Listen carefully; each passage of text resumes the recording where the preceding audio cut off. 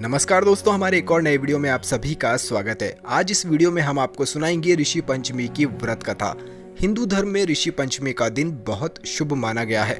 ऋषि पंचमी खास तौर पर महिलाओं के लिए अटल सौभाग्यवती व्रत माना जाता है। मान्यता के अनुसार ऐसा कहते हैं कि इस मौके पर अगर महिलाएं गंगा स्नान कर ले तो उसका फल कई सौ गुना बढ़ जाता है।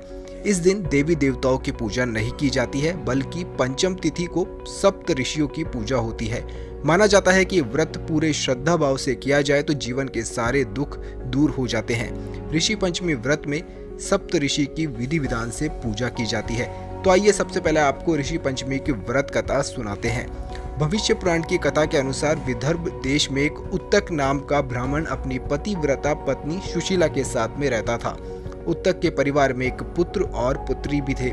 विवाह योग्य होने पर ब्राह्मण ने अपनी पुत्री का विवाह सुयोग्य वर के साथ कर दिया, लेकिन कुछ दिनों बाद उसके पति की अकाल मृत्यु हो गई और उत्तक की पुत्री वापस अपने मायके लौट आई। एक दिन विधवा पुत्री अकेली सो रही थी, तभी उसकी माँ देखती है कि पुत्री के शरीर में कीड़े पड़ गए हैं। अपनी कन्या की ये दशा देखकर सुशीला व्यतीत हो गई।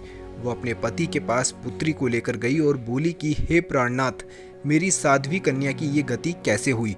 उत्तक ब्राह्मण ने ध्यान लगाने के बाद पूर्व जन्म के बारे में देखा कि उनकी पुत्री पहले भी ब्राह्मण की बेटी थी, लेकिन राजस्वला के दौरान ब्राह्मण की पुत्री ने पूजा के बर्तन छू लिए और इस पाप से मुक्ति के लिए ऋषि पंचमी का व्रत भी नहीं किया, जिसकी वजह से इस जन्म में कीड़े पड़ गए।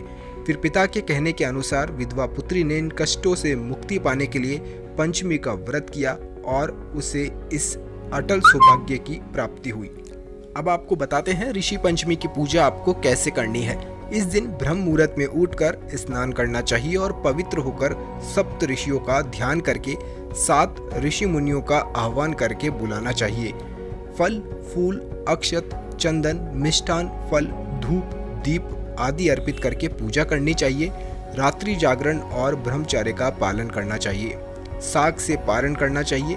विधि विधान के अनुसार व्रत पूर्ण करने से तीर्थ भ्रमण का पुण्य, सुख, सौभाग्य, पुत्र पौत्र का सुख भी प्राप्त होता है। साथ ही व्रती अंतकाल में अक्षय गति का प्राप्त करता है। इस दिन देवी देवताओं की पूजा नहीं की जाती है, बल्कि पंचम तिथि को सप्त ऋषियों की पूजा होती है। तो दोस्तों, आप भी ये व्रत पूरे श्रद्धा भाव से करिए।